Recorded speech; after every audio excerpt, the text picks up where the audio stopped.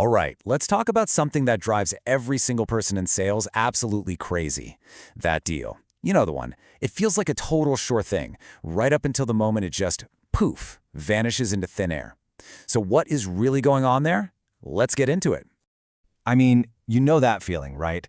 The calls were amazing. The person you were talking to was super enthusiastic. Everything seemed to be lining up perfectly, and then just silence. Nothing. You've been ghosted. It is one of the most frustrating feelings in the world, and it always leaves you wondering, what on earth did I do wrong? Well, here's the good news. It's probably not your product, and it's probably not your pitch. More often than not, it boils down to two huge but totally fixable mistakes. One is about your mindset, and the other is about your strategy. If you stick with me, you're going to see exactly what they are and how to fix them so you can start unlocking your real potential. Okay, so what's the first huge mistake? Well, it's not some fancy tactic or a new script you have to learn. It's actually the entire philosophy you bring to the table. And it all comes down to a really simple question. Are you there to sell, or are you there to help? Let's break this down.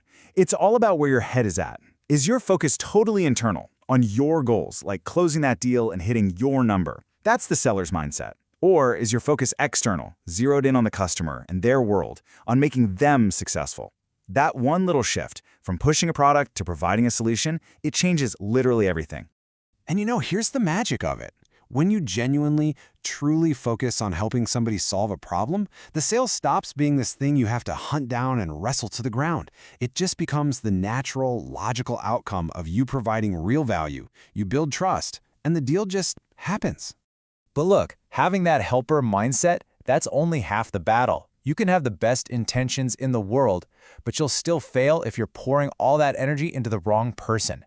And that brings us to the second massive deal killer, a huge tactical error. Okay, so let's all get on the same page with a super important acronym, KDM, the Key Decision Maker. Now, this is not just your buddy in the company or someone who thinks your product is cool. This is the person who has the final authority and, crucially, controls the budget. They are the one person who can actually say yes and sign the check.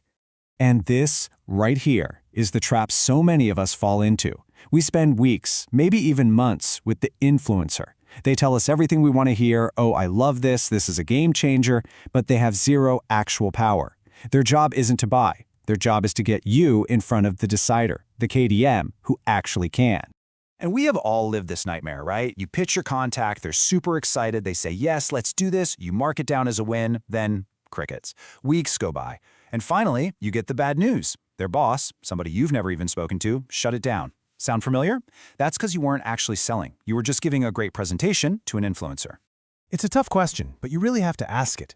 If the person you're talking to doesn't have the authority to buy, are you having a sales conversation, or are you just having a really nice chat? All that time, all that effort could be completely wasted on the wrong target.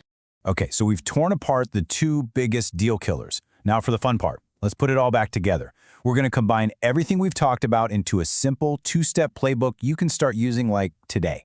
And here it is. It's that simple. Step 1, you fix your mindset. Lead with that helper's question. Just asking, what's the biggest challenge you're facing, instantly frames you as a problem solver, not a product pusher.